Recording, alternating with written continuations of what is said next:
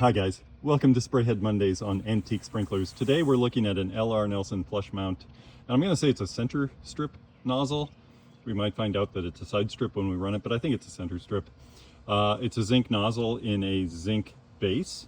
And like I said, it's a flush mount. It was meant to sit in the grass flush with the surface and probably spray a narrow parking area or something like that. I don't know a lot about it.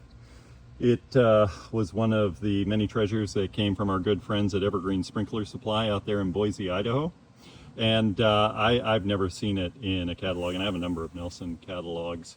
But LR Nelson was a very successful irrigation company in all phases of irrigation, actually. They were founded in 1911 by a guy named Lewin R. Nelson as the Central Stamping Company, and they quickly changed their name to LR Nelson Manufacturing Corporation.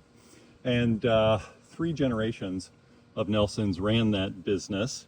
Some of the notable points along the way, they were early friends with the family that ran Rainbird, and they would combine their product lines to both their benefits. They really helped Rainbird get into the turf and landscape irrigation business, and also get them into sort of the eastern section of the U.S. And of course, for Nelson, this gave them access to those amazing Rainbird impact sprinklers that were revolutionizing irrigation. And so they had a joint venture called Rainy Sprinkler Systems that lasted until 1968, when Rainbird bought that division from LR Nelson, because LR Nelson basically ran the thing back in Peoria. And it was meant to sell a combination of Rainbird and Nelson products throughout the 38 eastern United States, basically everywhere east of the Rockies.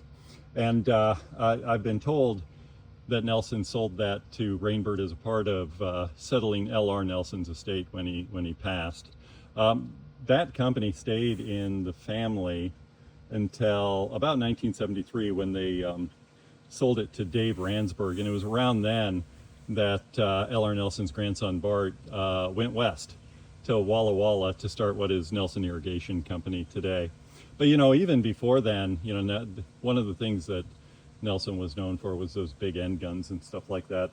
LR Nelson was making those huge sort of ring gun style sprinklers in the 1960s, so they were a full product line. Ransburg ran the company well.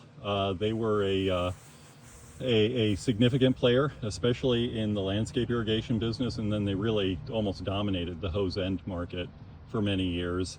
And some of his highlights were purchasing Moody in 1979 or 1980 and bringing their products into the Nelson line. Later he divested the really big irrigation impacts and the controllers to WeatherTech Corporation. But a lot of that Moody stuff stayed in the product line otherwise for quite a while for Nelson.